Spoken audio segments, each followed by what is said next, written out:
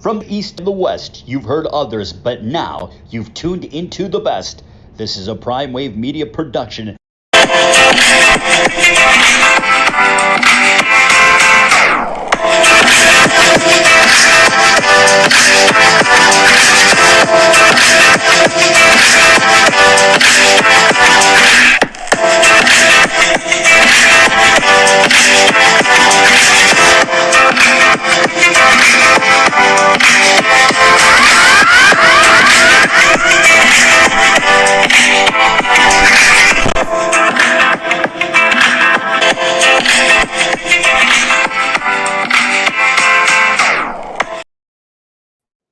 What's up, world? It's the one and only Pop DBacks, PrimeTime Capper. I'm feeling good. I'm feeling great. I hope you are feeling the same.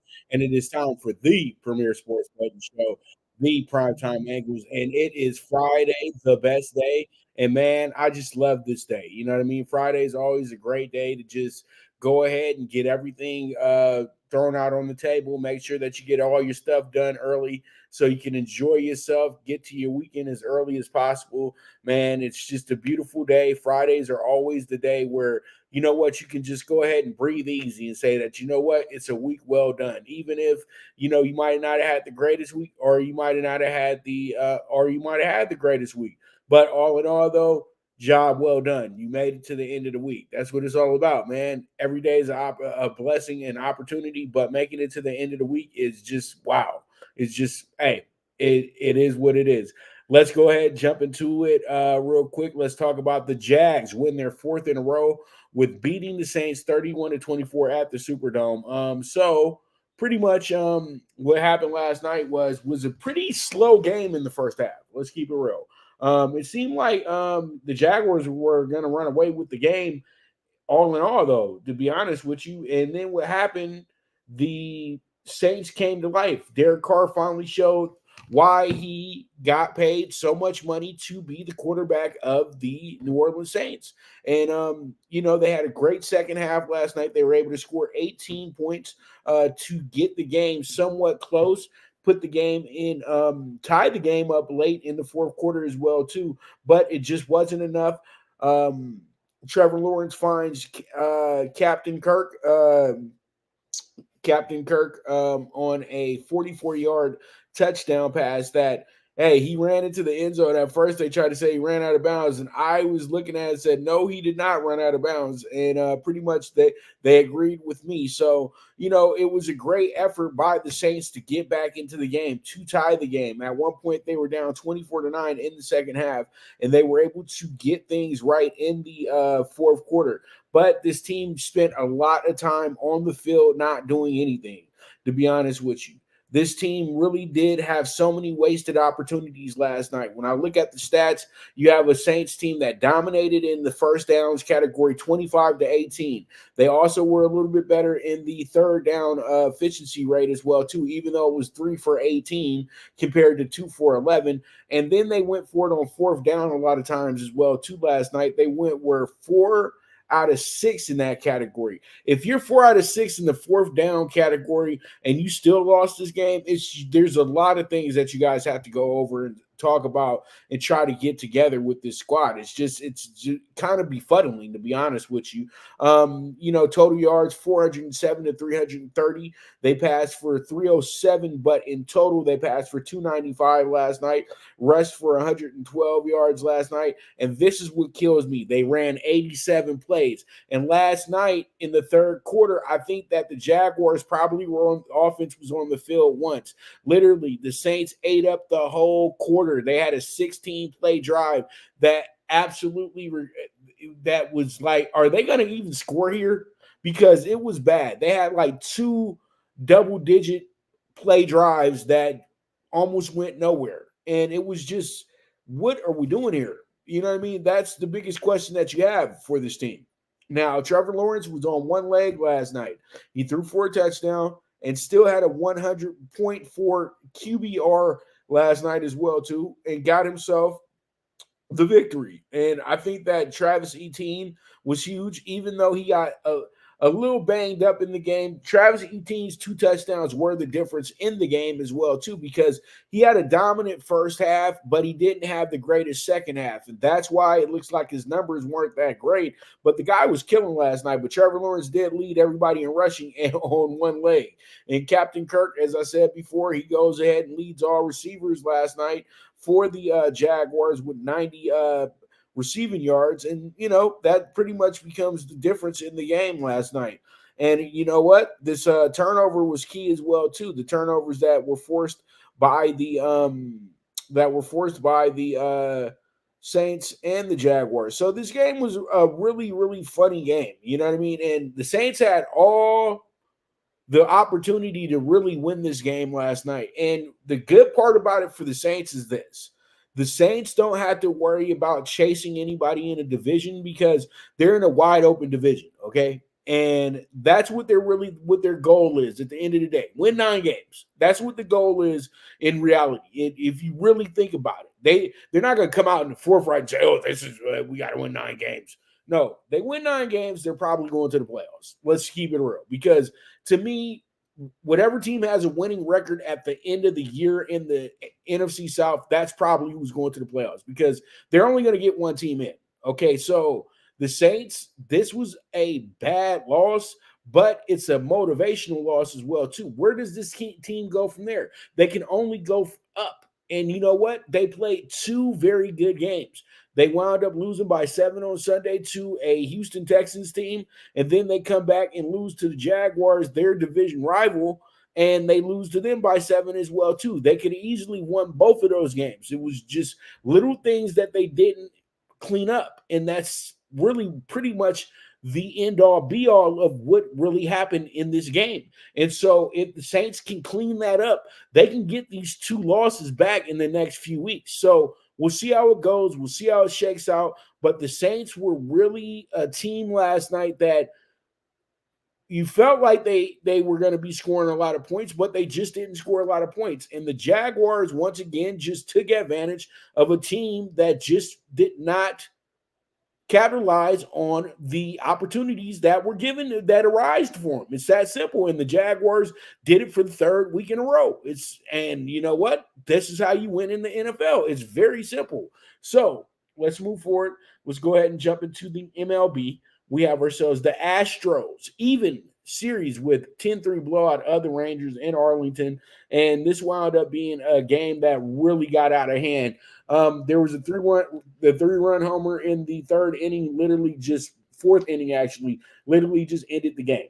Okay, because it was getting real juicy because the Astros jumped out to a 3-0 lead to start the game. Okay, the Astros were not messing around to start that game off yesterday. They jumped out to a 3-0 lead. Then the Rangers were able to counter with 2 runs in the 3rd, 2 runs in the 2nd, and then Corey Seager hit a opposite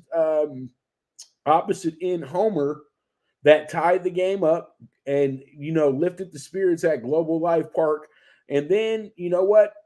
After that, it was all Astros. Pretty much 7 unanswered runs right after that.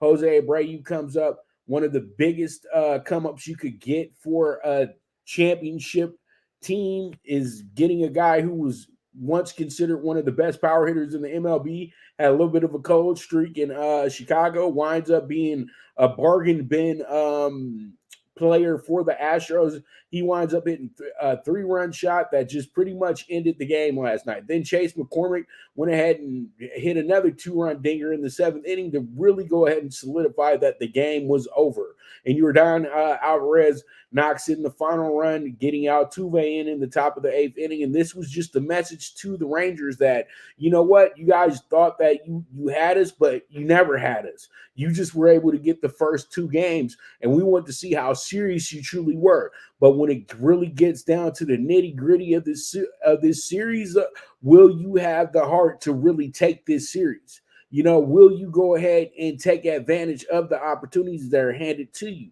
I feel like what happened with the Rangers is that they utterly failed in these last 2 games.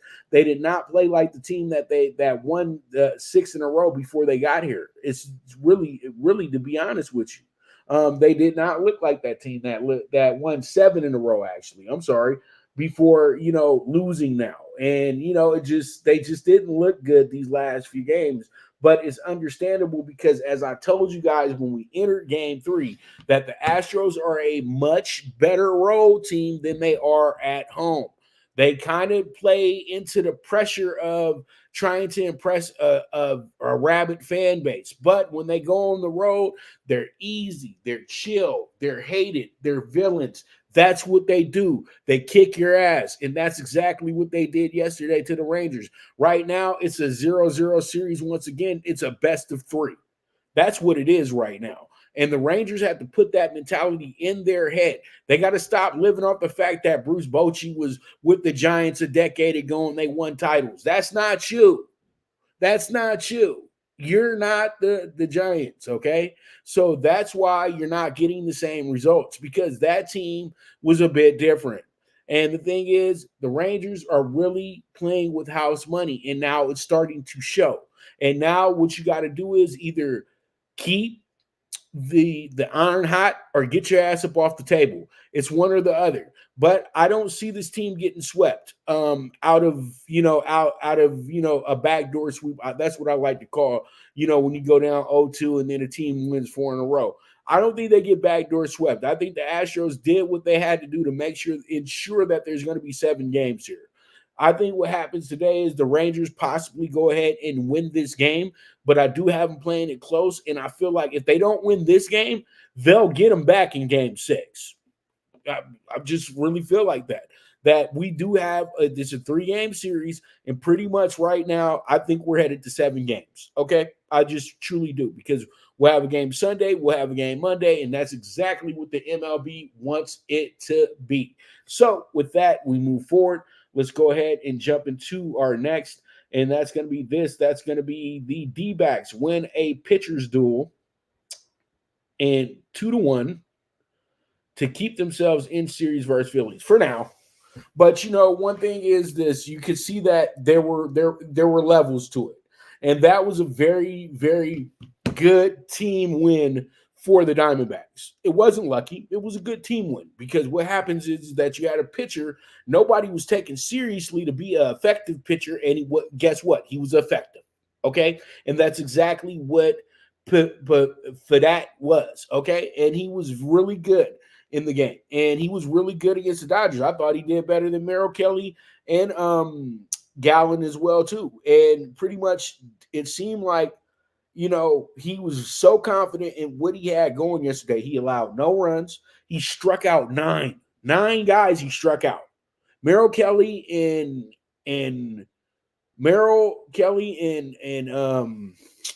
the other guy. They just really they didn't get it. They didn't get the same type of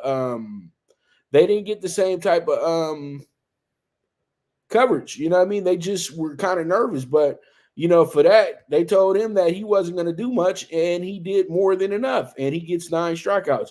But you know what? The biggest takeaway from this game was Gurriel. Gurriel is a fearless hitter, and that's what they need to make sure that they are, a team that is going to be here for the long run. He was really good yesterday. He was very good yesterday. The guy with the purple hair. Marte was really good yesterday as well, too. He's been able to get hits in every single game here in the playoffs as well. So that's been key. That's been crucial. That's been really good for this team moving forward. And, this team is really, set to be a good team for the future of the MLB. But right now, this is a learning lesson. This is classes in session, to be honest with you. You know what I mean? They got a good win. They had a great crowd yesterday. It was an early game. That's one thing that was probably that factored in a little bit with the Phillies. The Phillies didn't do any batting practice before the game. They pretty much stepped out there and just played baseball because they didn't have enough time to have a batting practice because the game was at 3 o'clock Mountain Time yesterday. It was 2 o'clock my time, 3 o'clock Mountain Time. So that's how it goes. That's how it works. So it is what it is at the end of the day. They go ahead and get themselves a very good win against a Phillies team that was more than game yesterday as well, too. But today is a new day. They're throwing out a pitcher that has not pitched here in the playoffs yet, and then they're also throwing out a different type of lineup tonight as well too. So I truly do think that what happens here is that the Phillies get the game that they need to win. They don't need to win every game in Arizona. They just need to win one game so they can go ahead and ensure that they have that third win. So when they get back to Philadelphia, there's no pressure. I feel like the series ends in Philadelphia. You got to get the Arizona crowd is going to be too good of a crowd for you to win these next two games. So it's either going to be game 4 or game 5, one or the other. But I don't think they're going to put that much pressure on themselves by trying to win game 5, because if you put yourself in that position, the DBacks have their confidence back. You don't want them with their confidence back. They just got an inkling of it back last night, but you don't want them to get it back at all. So when you look at this series, you say to yourself, the Phillies got to take care of their business today. And that's why I'm circling the Phillies to go ahead and do that part. And I like them a lot. I like them so much, I think they win this game by 2 or more runs. So with that, let's go ahead and move forward, and we move to our next topic, and that's going to be the NBA preview, and that's going to be with the Milwaukee Bucks. The Milwaukee Bucks have became a title favorite. It seems like the title is running out of the East this year. It's going to be that's how everybody feels. You know what I mean? You have to go through one of these Eastern Conference teams, either the Bucks or the Celtics. I still favor the Celtics a little bit more because I think the rapport is a bit better because their 2 top players are still together. Now, with the Bucks, their 2 top players have to get to know each other. That's the big difference in the 2. And I feel like when you have a guy like Dame Lillard who's going now to a real winner in the Bucks, what can he do to fit in? What can he do to where he's not going to affect what the stars of this team are already doing? But I know how they're looking at this, and I know how they're thinking about this. They are looking at this in the sense to where this is a very, very keen situation. This is a very, very short-term situation, because if it doesn't work with Dame within these 2 years or so, they'll be getting rid of him, because that's the main reason why they went and got Dame Lillard, so they could have an asset. And that means that Dame Lillard is on borrowed time with this team somewhat. And they know that he's getting up there in age. He does have nagging injuries and all this stuff. And they're saying that, okay, now he can be a great closer with the team that needs a closer. He can be a great leader with the team that needs another leader. And I feel like all these things can happen, but Dame has to really be able to buy in. And at some point, it has to be about the team and not Dame. I feel like a lot of guys suffer from the Allen Iverson mentality where they're team guys, but at the end of the day, they're really me guys. And, it's okay to be a me guy and be entertaining and all that good stuff. But when you start playing on teams that are playing for NBA championships and you got other superstars with you, you have to go ahead and buy into the team idea. And I think that if he buys into the team idea, like, say, Chauncey Billups did when he went to the Denver Nuggets, and not like how Allen Iverson did when he went to the Denver Nuggets, I think the Bucks will be in fine shape. But if they go in there with the Iverson mentality where it's just going to be about me and Giannis and everybody else, you pick up the leftovers, this is going to be a big issue. This is going to be a big problem. So with that, I truly do feel that, the Bucks have everything it takes to be a big-time contender in the NBA this year. The Eastern Conference has pretty much shown that they are the better conference right now, in my opinion. I feel like those 3 teams right there that are at the top have the better opportunity to win a championship this year, because believe it or not, their units are a little bit more cohesive. It seems like in the Western Conference, everybody's a moving part. And they just keep moving around rosters to the point to where it's like, who the hell is playing for who now? You know what I mean? And I just really feel like that's the island of old men over there with the Western Conference. And with the Eastern Conference, it's the island of good teams with young, durable players that are going to be with us for the next 5 to 6 years at a high level. While you look over at the West and you say that these guys' window is closing very soon, and they're on their last legs in reality. And so it's going to look great because the media is going to play it up like it's great, but they need good teammates, and they don't have good teammates like these Eastern Conference teams.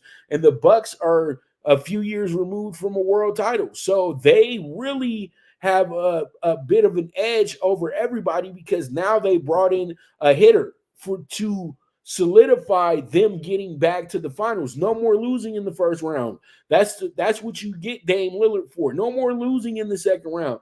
We are going to the conference finals this year, and we'll settle it there. We'll settle to see how good of a team we truly are, because it's looked bad the last 2 years for this Bucks team, and they had to make a drastic move like this one to say they're still serious about winning championships while they still have Giannis's interest. So with that, I feel like the Bucks actually go a little bit under the 56, 57 wins that they have. I over under them at 60 wins because they brought in Dame Lillard. That should guarantee a 60-win season for a team, right? But I still think they will fall under 60 wins. Why? Because Giannis is going to miss 10 to 15 games. Dame's going to miss 10 to 15 games. And Middleton is probably going to miss 2 months. So, these guys stay hurt. So you can't trust them. But if they can stay healthy, that can be the difference. You know what I mean? So with that, we're going to go ahead and take a quick break. When I get back, we're going to jump into the Power 5 games of the week. And you guys stay tuned. This is the premier sports betting show, the PrimeTime Angles, with the one and only Pop DiBiase, the Primetime Capper, and I'll be right back at you. Good News Only Racing Club, led by the legendary Doug O'Neill, the trainer of 2 Kentucky Derby winners and I'll Have Another and Nyquist. Also trained 2-time Breeders' Cup champ Golden Sense, who are just a part of a long list of thoroughbred champions trained by Doug O'Neill. The Good News Only Racing Club has a young core of horses to look out for in Dennis's Celery, Irish Heatwave, and Notre Dame, just to name a few. Win the day every day with the Good News Only Racing Club, a proud sponsor of the NFL Bet Exchange. From the East and the West, you've heard others, but now you've tuned into the best. This is a Prime Wave Media production.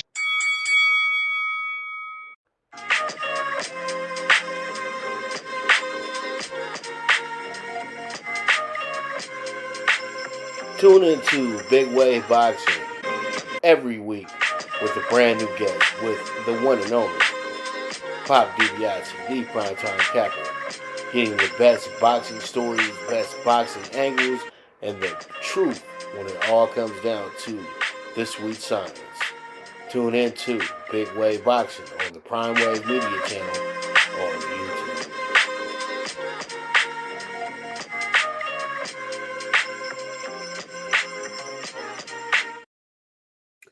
All right, we're back with the premier sports betting show. And you know what? It is time for the Power 5 and the Power 5 games of the week. In the Power 5 games of the week, we have some, we got some good ones. We got a whole lot of slobber knockers, as my man JR would like to say. You know what I mean? And you know what? We're going to feature his favorite team in a moment as well, too. But before that, let's get into the ACC game of the week. And the ACC game of the week is going to be this. It's going to be Duke 5-1 going at Florida State, the resurgent Florida State, at 6-0. Florida State is a 14.5-point favorite, and they do have a over-under that is not that over-under right there. Their over-under is actually going to be, I think it's 57.5. I'm going to correct this for you guys real quick, but damn, I get tired of this happening. But pretty much, this is a game that we have a lot of different factors play into this game, and it's 49.5 to be exact. So, you have a lot of factors that play into this game. You got a team in Duke who had their big moment with the great win over Clemson to start the season. First game of the year. They beat Clemson, and they beat Clemson down. It wasn't like the game was even close, and they really outsmarted Clemson.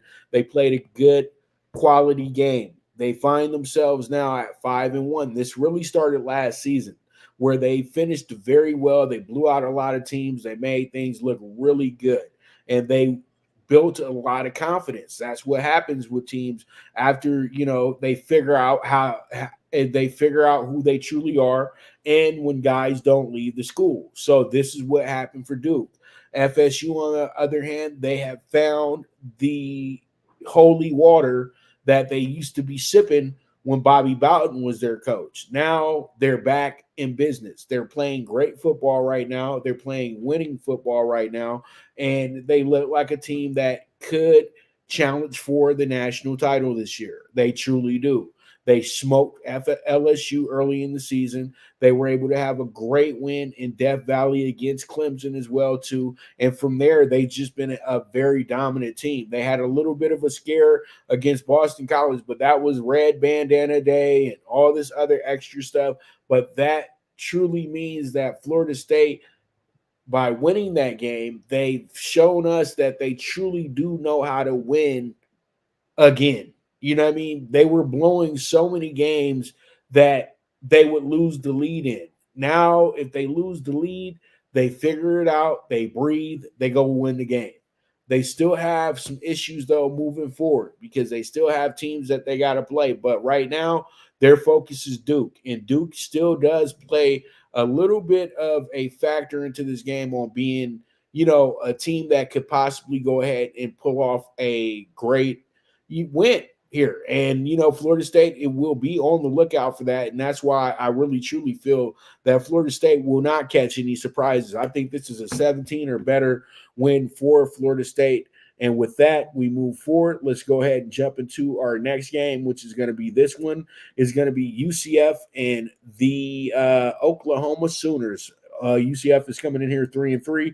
You got the Sooners coming into the game 6-0. Sooners' biggest win of the year was over Texas. They absolutely showed out to win that game as well, too. That was one of the better games of the season, top 5 in the of the year as well, too. Also, quick fantasy news: Pat Freiermuth is going to be out again this weekend, so he will not be playing this weekend. So if you had him coming back this week, he's not coming back this week. So I just want to give you guys that. But UCF is a team that is brand new to the Big 12.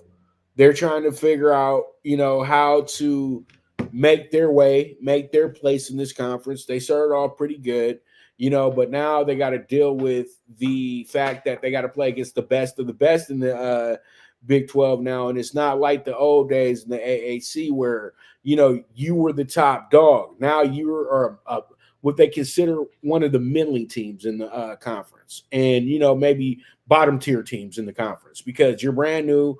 And, there's just a lot of things that you ain't aware of yet. You know what I mean? And you're still, even matchup for everybody but the top teams. And Oklahoma really did win the game that they needed to win in the conference. But we still know that they got Oklahoma State at the end of the year. Oklahoma State showed some life the last few weeks. This is a team that you probably have to take pretty seriously when you play them in Bedlam at the end of the year, even though, especially with it being the last official Bedlam with you guys sharing a conference. But I still think that Oklahoma State is on the way to, let's keep it real. I think Oklahoma State is on the way to the SEC eventually. Not right now, but eventually. And, you have a really good game. And I truly do feel that what happens here is UCF absolutely, goes against the grain and does exactly what you don't want them to do. And that's go ahead and actually cover in this game. I know a lot of people probably think that Oklahoma is going to absolutely romp in this game, but I think Oklahoma is going to have some issues in this game because they're going against a team that's actually scoring 35 points a game. They're scoring 45, but they're scoring 35 points a game. This team is getting 516 yards as well, too. They're getting 270 in the air, and they're getting 246 on the ground. So they're well-balanced as well, too. So this team's lost their last 3 in a row. They're going to come into this game very desperate, and I know they're going to get overlooked. So that's why I'm taking the plus 17.5. Let's see how it goes. Let's see how it shakes out. We move forward from there. All right, so we have ourselves the next game coming up, which is going to be a Big Ten game, and that's going to be this one right here. That's going to be Ohio State and Penn State. Penn State coming into this game 6 and zip. Number 7 in the nation, Ohio State. Number 3 in the nation, 6 and zip. This is always a kind of like to me, like a playoff matchup. You know what I mean? Like the Final Four of the Big Ten in a reality, because we all know the winner of this game right here will set themselves up for the final with Michigan, which isn't a final, it's a regular season game. But whoever wins that game will be the team that goes to the Big Ten championship. Now, with this game, it's way bigger for Ohio State because Ohio State is number 3 in the nation. They have a lot of different expectations for this year. They have players that expect to be in the biggest games this year as well too. You have Penn State, who believes in themselves, and they are rightfully where they need to be as well too. But we know that when you look at the way the Big Ten sets up, you say Ohio State, Michigan, 1A, 1B, and then Penn State, you're a further off second. And I know that's kind of messed up, but that's what happens when you take your independent status and join the Big Ten. Penn State hasn't been the same team, like aura-wise since, they joined the Big Ten. But they're still a traditional team that you have to take seriously. And Ohio State knows that this is the biggest game of the year at this point. I know that a lot of people want to bring up other things that are happening outside that are really outside of everybody's pay grade at this moment. But the thing is, though, news is news, okay? So Ohio State is focused in on this game right here. They're not focused in on the game in November on the 25th. This is the only game that they can think about right now because this is the most important game of the season at this point. And same thing goes for Penn State. No looking ahead for either one of these teams, and they've done a great job of it. They both have taken care of their business on the way here. So this is what makes this game such a good one. This game should go down to the final plays, and I truly do expect a awesome, awesome game. Big noon Saturdays, Fox. It's going to be absolutely lit, and I think that Ohio State winds up getting a close win. They're at the shoe. Okay. Now, if they were in Happy Valley, I would think that they possibly wouldn't even be favored in Happy Valley. I would think that they would possibly be like a 2.5 point dog. But here at the shoe, where they pretty much find new life when they need to, they're going to be good. They're going to be real good. So I do like Ohio State. I know I'm spending a lot on the money line for this one. We're spending money minus 190. I never do that. But Ohio State is in a position right now where you just got to do it, because if the game goes to overtime, they win by a kick, then boom, I'm asked out. You know what I mean? Minus 4.5, I lose. So you got to just take it for where it is, because I feel like it's going to be a field goal finish. And it's just insurance. You know what I mean? I just need you to win. I don't need you to cover any points. It's simple, very simple. So let's go ahead and move forward. Let's jump into our Pac-12 game of the week. Our Pac-12 game of the week is going to be a good one between Utah and the USC. And USC is looking for some revenge. USC lost a heartbreaker last year in Salt Lake City, and then they got absolutely demolished in Vegas last year in the Pac-12 championship. Now, one thing Utah has never done is they've never went to the Coliseum and won. Okay, that's one thing that they haven't been able to pull off. They've been able to pull off wins at the Rose Bowl and all that good stuff, but they just haven't been able to win against SC at SC. They've had their number in Salt Lake City, but when it comes to playing them at SC, I'm telling you now, these games are never close. They truly aren't ever close. Like, USC really dismantles Utah at the Coliseum. It's really a house of horrors for this team. They got Cam Rising coming back this weekend. But will that make a difference? This Utah offense is just not good enough to keep up with USC. They can play as much great defense as they want to, but USC just really needs to score 35 points. And this is the one game where their defense isn't going to be gasping for air. Their defense might have their best game of the season here because there's a revenge factor here and because it's an inept offense. So USC has the opportunity to really dominate in this game. And why not? You got embarrassed last week. So I expect USC to be on their A game here, play big-time football, and figure out a way to beat down the Utah Utes. Not just play the Utah Utes and try to beat them by a touchdown or better. No, I think they're trying to beat them by 3 touchdowns or more because they want to send a message to the rest of the nation that they ain't done yet. Okay, I know that they're probably not going to be making any CFPs or anything of that nature, but they want to show the rest of the nation that they ain't done yet. This team does want to play in the Rose Bowl, the final real Rose Bowl, one last time on their way out. So it is what it is at the end of the day. I love SC at home. Give me the -7. I think they win this game by more. I'll probably put out a fun little adjustment line bet as well, too. So we'll see how it goes. We'll see how it shakes out. We move forward from there. All right.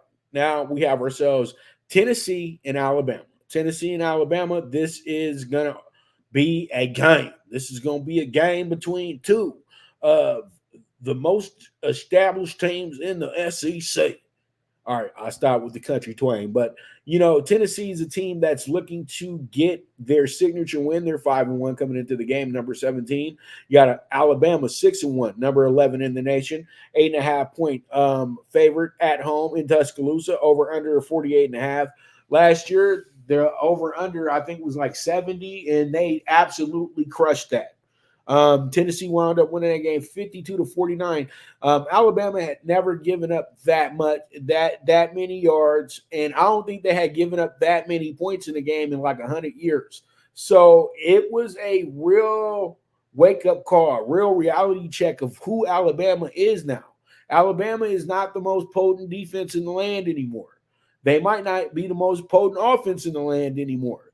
And this team, last year, better offensive team. This year, they are pretty good, but they're not Alabama. They're not, to me, Alabama would have been beat 3 or 4 times if they would have played against the best teams in the nation. If you gave them an old school Notre Dame independent schedule where they played all the best teams in the nation or the high quality teams in the nation, they would have had 4 losses on their resume.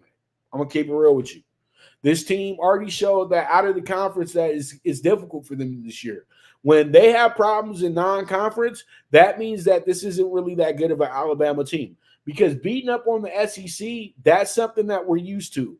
But when it really comes down to it, you really have to put yourself in position to be, a better team.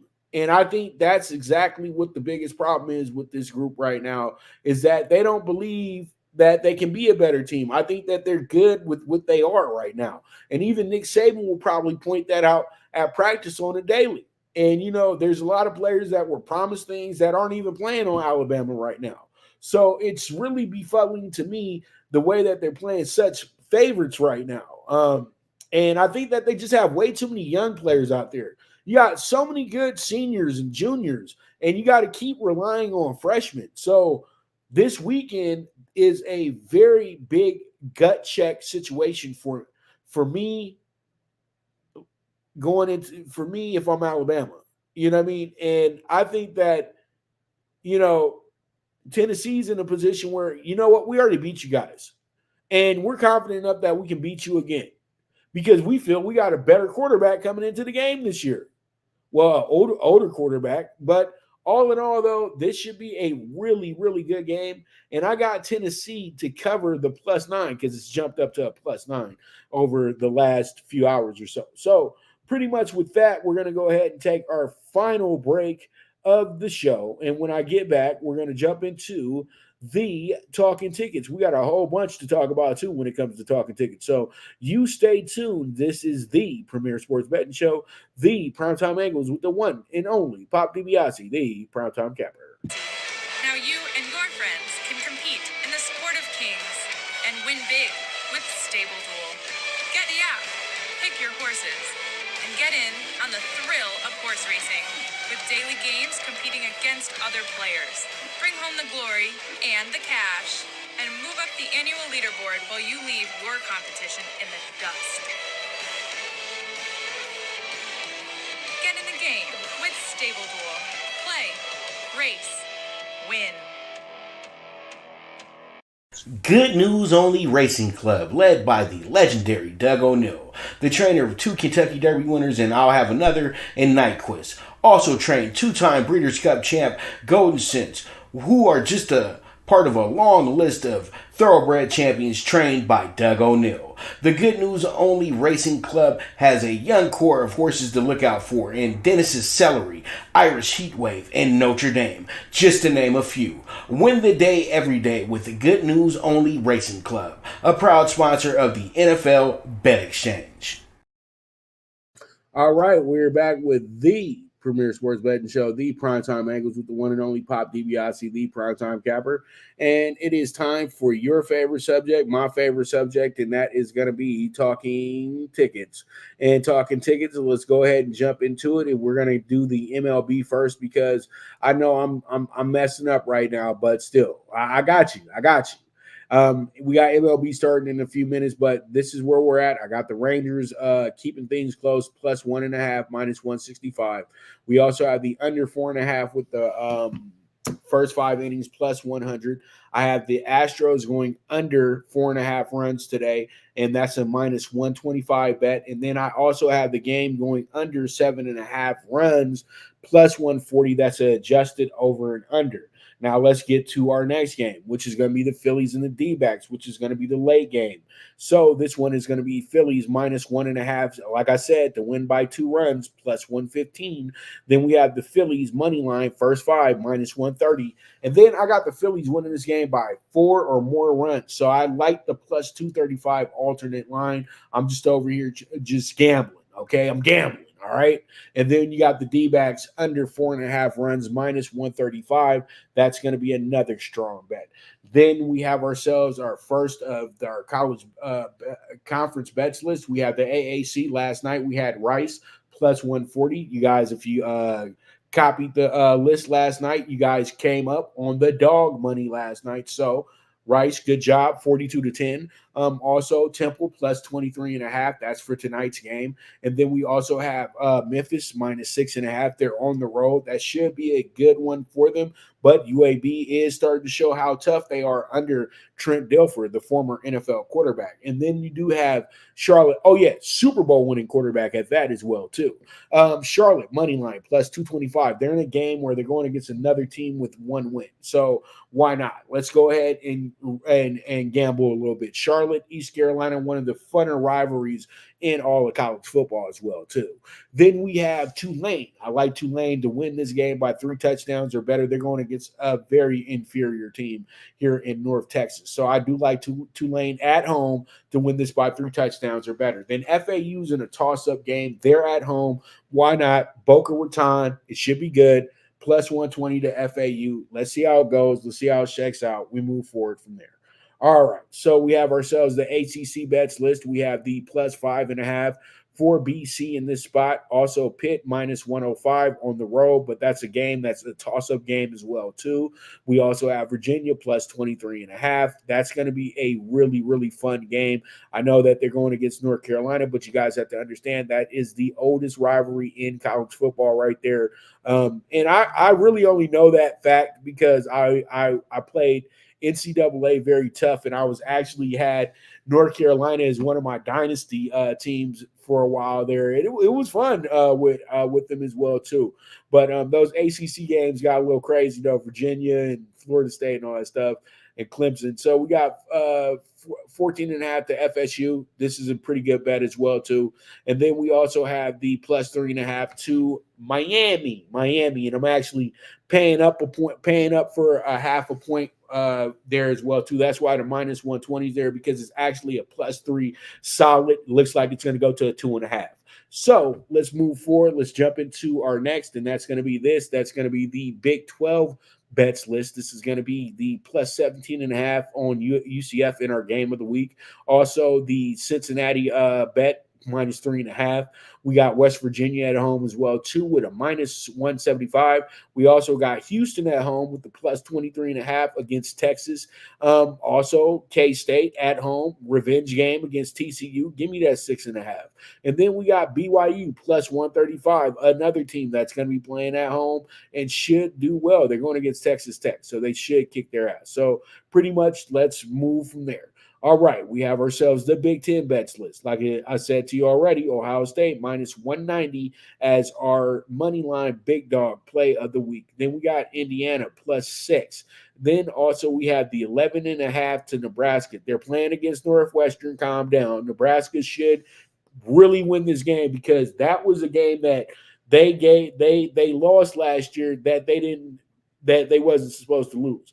Matt Rule knows that this one right here is a game to where him and his team can go ahead and make a highlight tape. So 11.5 to Nebraska. I love it. I'm going to take it.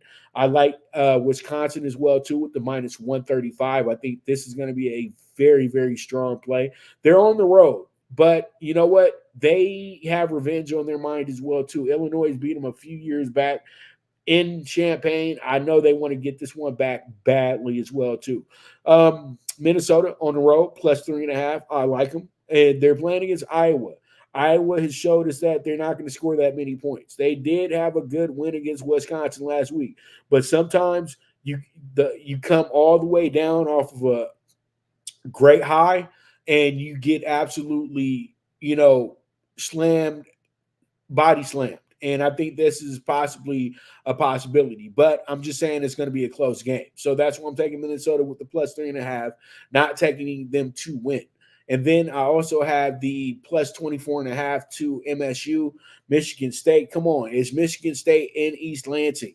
I know that everybody is in love with Michigan, but after Michigan having the issues that they've had this week, you know that it's going to be a letdown game for them. And, Michigan State, if anything, they're going to play with some pride against a Michigan team that might not be getting off offensively here because the weather is going to play a great part into this game. All right, so we move forward. Let's go ahead and jump into the Mac bets list. The Mac, Daddy Mac, it. Jump.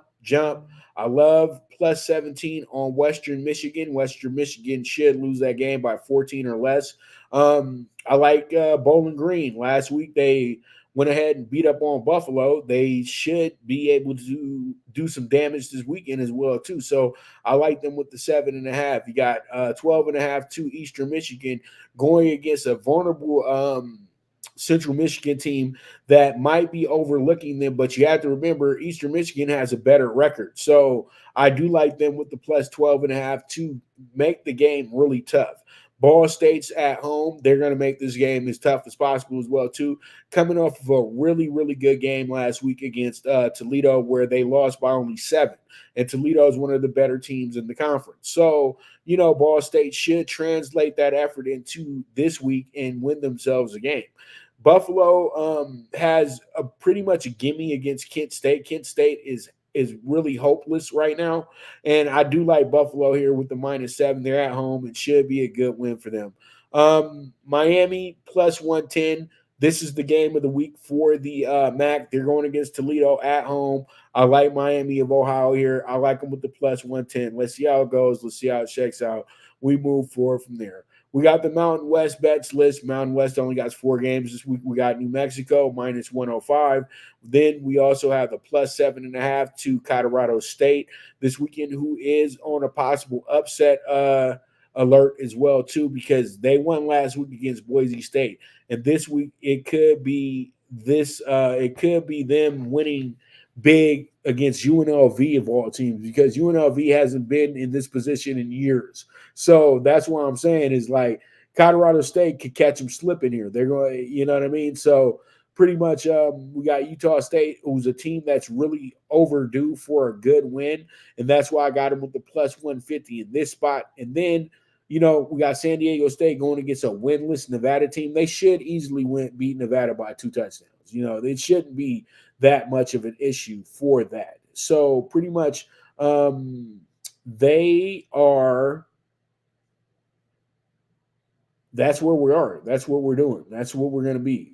So that's the Mountain West bets list. And we move forward to the Pac-12. We got Wazoo, who was a ranked team a few weeks ago, but since then they just been absolutely getting destroyed. You know, they had a close game with Ohio State. Then they play Arizona. Arizona absolutely cooked them. And pretty much this week they're trying to get their bearings back here against the Wazoo team, and I think they can. So I do like them with the plus 20.5 here against against Oregon. So we'll see how it goes. I already explained USC to you guys, -7 at home at the Coliseum.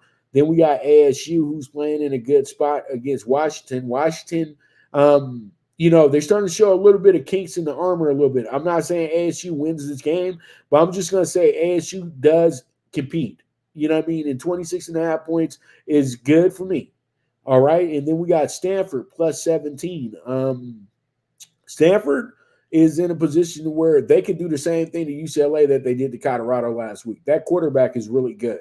And that wide receiver that they have, he's a Sunday player. So UCLA, do not take Stanford lightly here. And this is going to be your last game as conference opponents as well, too. So I think that, you know, they're going to go out with a bang. UCLA, Stanford, one more time at the Rose Bowl. All right, so it's not going to be one more time, though, you guys. You guys know that, right? But we move forward. Let's go ahead and jump into the SEC. And the SEC bets list is going to be Arkansas -6.5. We also have our South Carolina, Mr. Rattler, plus 7.5. We also have Tennessee with the plus 8.5 here as well, too. And then we got Ole Miss -6.5 as well. So that's going to be our SEC group. And here goes our group for the Sun Belt. Sun Belt already had a few games this week. We had Southern Mississippi in the first one. They got beat absolutely down by 52 points. And then James Madison had a really good win the other night on Wednesday when they beat Marshall by 11. Actually, it was last night. Let me take that back. That was last night. So, yeah, that was a good game for James Madison last night. They just keep on rolling. And then you got Georgia Southern in their spot. Georgia Southern's playing against Monroe, who's always kind of tricky. But I think that they got this one because they are going to be at home. And then you got Arkansas State, another home dog here for us this week. And I think that they should be good. I think they should be able to cover this game. And then Old Dominion. Old Dominion is playing against Appalachian State. Appalachian State, I really don't trust this team, especially after what happened in the Coastal game. So, Old Dominion, get us home. I like the plus 200. Let's see how it goes. Let's see how it shakes out. And then we got Georgia State. And I like Georgia State with the 3.5. I think that they keep things very close with Lafayette this weekend. I don't know if they win that game, but I think it does come down to a kick. So, there it is. There it is. All right, we move forward. Let's go ahead and jump into the Temple, the SMU Temple bets. I got Temple, as I already said, plus 23.5 in that spot. We got the over 30 with the -130 first half. Then we got SMU should be up by a touchdown in the first quarter. Look, guys, we don't need Temple to be, you know, that crazy or world beaters. We just need them to lose the game by 3 touchdowns. That's it. That's it. That's all I ask for. And then I got Temple going over 7.5 team total first half plus 110. All right, let's move forward. Let's go ahead and jump into the CFB Power High 5. That's going to be for tomorrow. We got a 20-1 ticket here. Like I said, I like FSU with the -14.5. I like UCF with the plus 17.5. I like Ohio State with the -190. I also like USC with the -7. And then we wrap it up with the +9 on Tennessee. And that's going to be my CFB Power High 5 at 20-1. All right, we move forward. Let's go ahead and get into the NFL DogDay PK4. 32-1. I got the Lions plus 125. I got the Giants at home plus 130. I got the Broncos at home plus 110. And then I got the big enchilada. I got the Chargers walking into Arrowhead and handing the L to Patrick Mahomes and Andy Reid. So there it is, plus 200. You heard it here first. And just remember, if these tickets hit, why don't you guys make sure you put this up on your viral TikToks and things like that. You know, been doing this for years, and y'all sit up in here handing other people the glory. I couldn't believe y'all with that. I said, I ain't done handed y'all 100 to 1, 6 to 1s, man, and y'all over here going crazy about a jail dude who handed you all favorites. But shout out to him, though. He did that. I'm just kind of greasy mad because, you know, I've been at this shit for years, man. And, you know, I've given you guys a lot of really great plays, and I should have, with a lot of the great cards that I've given out, they should have been viral 10 times over. But it's fine. We're still building towards that. We're still trying to get somewhere up there. You know what I mean? But it's all good. I love the game. The game loves me, and we're going to keep doing this thing. So pretty much with that, that's a wrap for this week. We'll be back on Monday early as well, too. The show will be probably starting a bit earlier than noon Pacific time.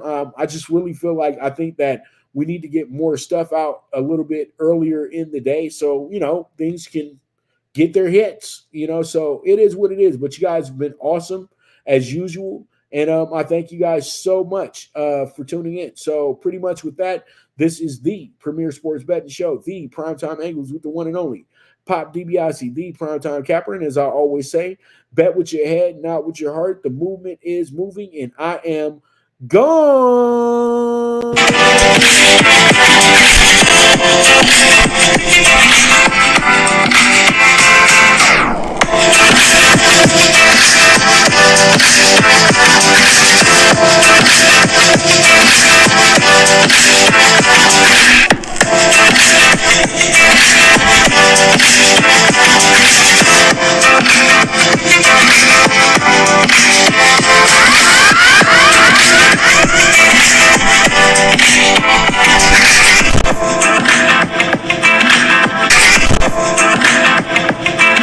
From the East and the West, you've heard others, but now you've tuned into the best.